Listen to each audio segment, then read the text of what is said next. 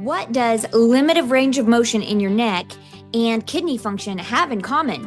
Turns out it's the nervous system. This is a great story of a woman who wasn't even planning on getting adjusted until she came with her sister, and a chiropractor invited her to have an x-ray to see why she had such limited range of motion in her neck.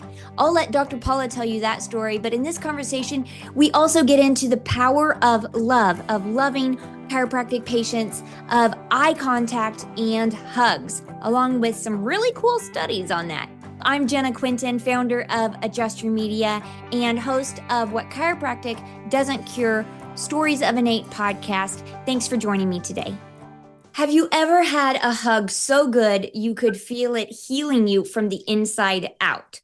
Then you may have been hugged by Dr. Paula Hedglon, and she's joining me here on the podcast today. So thank you for joining me, Dr. Paula. Thank you for asking me. I'm honored to be on. So I want to tell people a little bit more about you, and then we'll dive in. You serve the people in your community since 1988 at Hedglon Chiropractic Center, right? Yes, 36 years. Wow.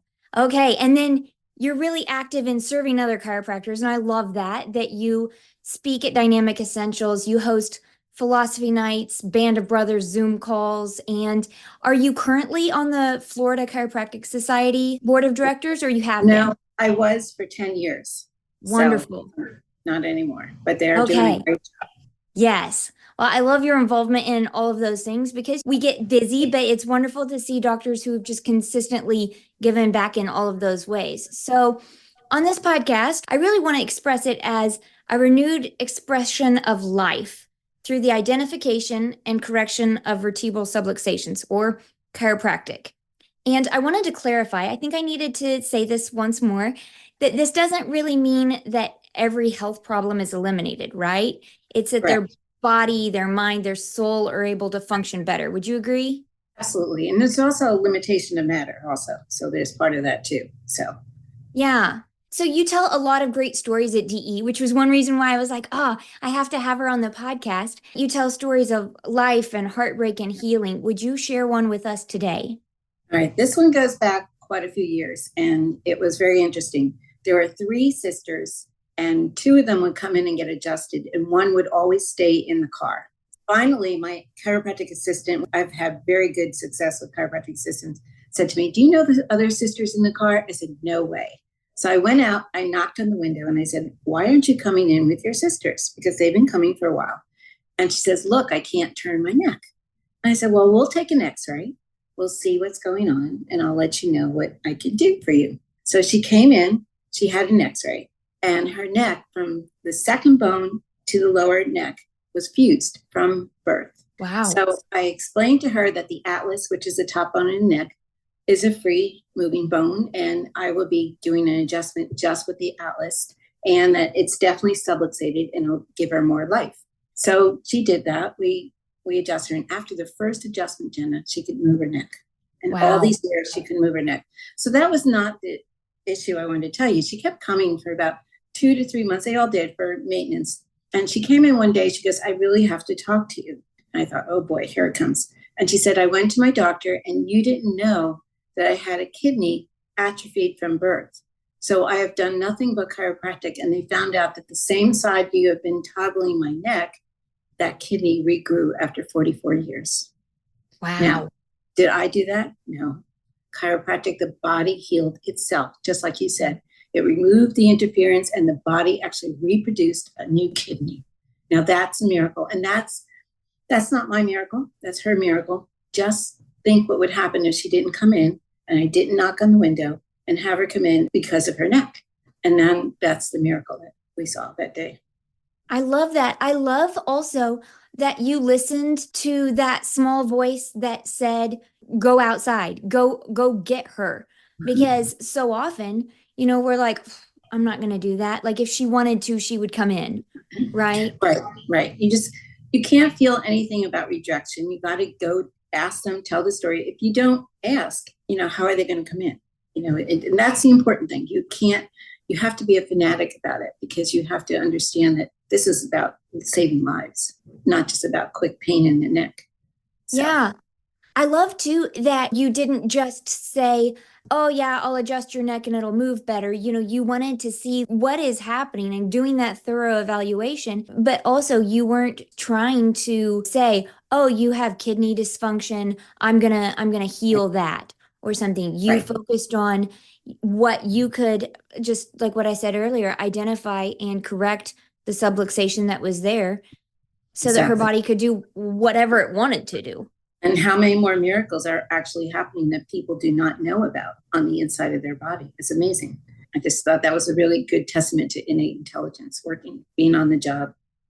Yes, because I don't know much about kidneys, but I imagine that those kidney cells that we start off with are being renewed and replenished as we go through our lives. And oh, I was talking with Dr. Dawn Maynard, and we were talking about lizards and regrowing their tails and things. But we think about, our skin cells. Our skin cells are renewing themselves. Why could kidneys not get better? They do. And yeah, we just think that there is just this set, we have what we've got and nothing more can be done, especially when it comes to things that you're born with. Right. That's right. So that's always something I will always remember. I have another good story for you. Do I have time? Yes. Okay. This person had stage 4 cancer and he was in the hospital and he was a pilot and it was in his lungs. He had 22 tumors in his lungs. Ooh. And so every time I would go to check him in the hospital, he would say, Dr. Paula, I'm just listening to funny movies. I'm changing everything. I'm fasting. I'm not doing the medical thing. I'm not doing chemo. I'm not doing any of that. So every time he would get adjusted, he would throw up and he'd cough up blood. So one day when I went there, he wasn't there. And he didn't have any kids or anything so I can follow through and they won't tell you where he went. So I'm doing an orientation on a Wednesday night and he comes walking in 2 weeks later and he said, I'll talk to you when you're done. So after I was done with everything, he came in the office and he says, you're not going to believe this. He says, I coughed up all my tumors and I don't have cancer anymore. Wow. They were all encapsulated. He went back to New York being a pilot. So, that one, Jenna, changed me. It changed me for hope for anybody that has that. It doesn't mean it cures it. It just means his body was doing what it needed to do. He had that will, he had that mindset. He was doing what he had to do. And it was on the job again. So yeah, that was an amazing story. And it's not a story, it's a truth. And it's a miracle. yeah, It's not a miracle. It's just, that's the way the body works. yes, Now, yes. does it work like that all the time? Maybe not. Depending on the intervention that they do, we don't know. But all we can do is give those seeds, do the adjustment, allow innate to do the healing, and keep doing it and never, ever, ever give up. It's interesting that you say it like that too, because I wrote down, what do you do or say after all these years? What do you do or say when someone isn't cured? When they're just like, I don't seem to be getting any better. I tell them, you don't know that for sure because you can't feel inside your body. And that's the whole point about it. You don't know that. And I do retake x-rays after they start in 2 or 3 months so they can always see a progress in their structure. So sometimes seeing is believing, even though you have the faith, you walk by faith, not by sight, but sometimes they need to see the difference to have that belief. Yeah, I love that. The other thing, when I think of you, you're always talking about loving people and caring for them. And so I thought, I'm going to play the devil's advocate for just a minute. Why does it matter for a healthcare provider to care? You are a specific adjuster. You are doing these scientific objective measures to check their progress and things. But why does it matter for you as a healthcare provider to love them? Well, I'm going to tell you something. Dr. Sigafus, I'll say this again, I've said it many times, said, you don't have to like everybody, but you do have to love them because we love chiropractic. And, we are communicators by touch. And when you touch someone, that love must transpire. It does not transpire. It just transforms into them, the energy. And so if you're thinking negative thoughts instead of constructive, positive thoughts and loving like this person is like my child and this person is my mother, then it really, really extends, that energy extends to them and can heal. I have elderly ladies that live by themselves and they say, I haven't had a hug in 9 years.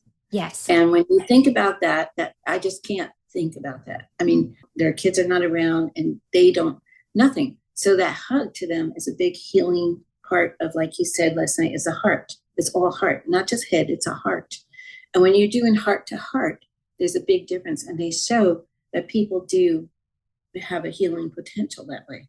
And I remember somebody on the plane one time was having a heart attack, and this person, I don't remember, it was a nurse or something, all they did was hug them the whole way until they landed. And it was a hug that actually healed this person because it gave them hope, and they weren't scared, and faith. So that hug is more than just loving somebody. It is healing, and it is what we should do. And we're chiropractors. We should not be afraid to hug or touch or hug, because that's part of the healing. What other profession does that? I mean, really think about it. Maybe massage, but what other profession actually opens up that switch and allows the light inside to enhance and allows it to expand? And that's with us. Yeah. And I think about that when my husband hugs me, and it's that little extra couple of seconds where you just start to melt. You can feel yourself switch from stress, from fight or flight, into rest and digest, into parasympathetic. And it is someone who has that intention of, this is a loving, healing touch, that it matters, and you can feel it. You can feel the sigh of relief, whether it is in a hug, or my children, they get off the chiropractic table and they're just People say that when they walk in the office, they feel it before they even see me. They just feel it when they walk in the office. They say something about when we walk in here that we feel the love. And it's so important, you know. And I'm not talking to people. People should not do the teepee hug. You know what I mean by the teepee hug? It's where they, you know, they just like, little like 2 second, like you said, a real good hug, and just like, you know, just hugging them, letting them feel your softness, letting them feel your loving heart, letting them feel safe, and that kind of hug. And so that they can just go, and have a big sigh and just like let go and let God. Yes. Well, I found 2 interesting studies about this very topic that I'm going to put in the show notes. But one is a 2014 article in the Spine Journal that said even people with back pain who felt like they got more empathy from their doctors had more pain relief and felt better. And I was like, that's so fun that they did a whole study about that, like for, I think it was low back pain. The other one is in the British Medical Journal in 2008, and it was people with IBS. And they said that a warm, friendly doctor gave them overall better improvement than patients who had limited interaction with their doctor. And I was like, isn't that interesting? Like that gut response, resting and digesting, a doctor who set them at ease, literally helped them from dis-ease to ease. So I thought those were 2 fascinating studies in that just kind of proves what we all know. Amazing. It is, isn't it? And I hope more and more people do that. I know they didn't do that a while for COVID, but we just stayed strong as chiropractors, and we continue to do it. That was like so awesome. So, So what do you tell doctors who are like, okay, I understand, I want to start loving my patients better? What do you tell them? How can they start doing that? Well, they have to see them differently. And they see them as a child of God, and they see them as a child, and they see them as a spirit. I know some people have said before that they went home and hugged everybody and they lost their practice. Well, it wasn't authentic. They were doing the motions, but they weren't feeling it. So you have to do when it's feeling it, because if somebody doesn't feel it, or you're in their space, that could be very irritating too. So you have to be able to be in tune with your person. You have to be present time consciousness with your patient to know, and really look in their eyes. You know, we were told once, and I tell this to my CAs, and I'm going to say this again next week, see how many people you can see the color of their eyes that they come in, because that means you're looking at them in their eyes, and that's an innate to innate contact. So if you can do that, that's even just as good as a CA than a hug. It's like you're really showing emotion to them, you're showing passion to them, and you're really concerned with them, and they feel that. You know, they know, they feel it. So I love that. That is such a really practical thing, because I recognize that when I am not well and not connected with people, I do tend to put my head down and I go about my tasks. I tend to rage clean. and just start cleaning everything. And I'm like, I'm making cookies. We're not happy, but there will be cookies because I will prove my worth. But one of the things is that I'm very much avoiding eye contact with loved ones. So that's a very simple, practical way of just starting that of, maybe you don't have to be in their space and hug them as you're working on yourself, but maybe you can just notice the color of their eyes. Yes, absolutely. It's a simple thing that, or like you said, that hug that lasts just those few seconds longer. I know with my children, I try to hug them long enough that they let go first. And sometimes, my 14-year-old is pretty quick. He just needs a quick squeeze, and that's okay. Well, that's common at 14. So Yeah. yes. Yeah. But already the fact that he gives me a hug is pretty much magic. So I'm going to put where people can connect with you in the show notes, but I wanted to say too that Dr. Paula is a regular speaker at Dynamic Essentials, and that's a great place to catch her and learn from her and hug her and just get really steeped into this mindset of love. Because just like you said, when people walk into your office, they feel the atmosphere and their spidey senses are tingling. They're like, this is a good place. I think I have definitely experienced that at DE as well. One of the things that Dr. Sigurd had always told us is have a button by the front door. And we used to have a little heart sticker, and you press it, and that's your love button. So no matter what is going on in the past, you are in present time, and you are going to be now in the state of love because you're doing God's work and you're doing all of that together. So you need to be in that present time of loving.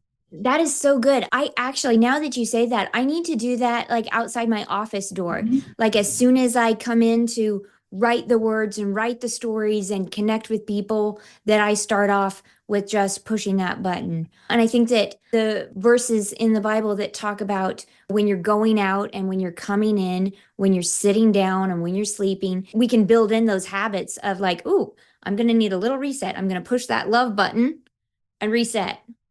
Absolutely. So it's a good thing. Yeah. We also have a little sign outside the door, only positive thoughts when you walk through this door. So people always say, I know I read the sign, but I have to tell you what I felt last night. I said, no, go ahead. Anyhow, so it's really a good thing for chiropractors to do.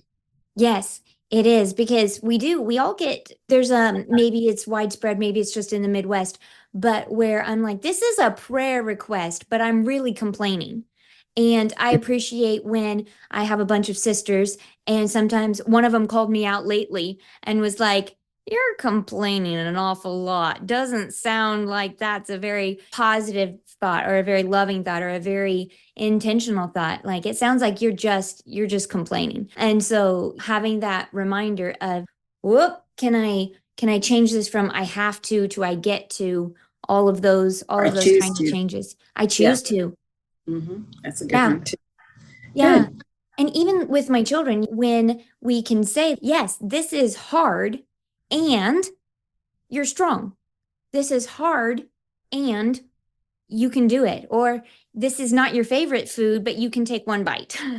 How can we flip the script on those things? That's good. That's good. You're a good mom. Oh boy, I sure hope so. We're working on it. So I'm going to put all of the places where people can connect with you and follow up with you. But thank you for sharing today. Thank you for your big heart of love and for how you just really embody the chiropractic principle. Thank you, Jenna. And you're doing such an awesome job. I can't wait to work with you. So it's really good. Thank you for all you do.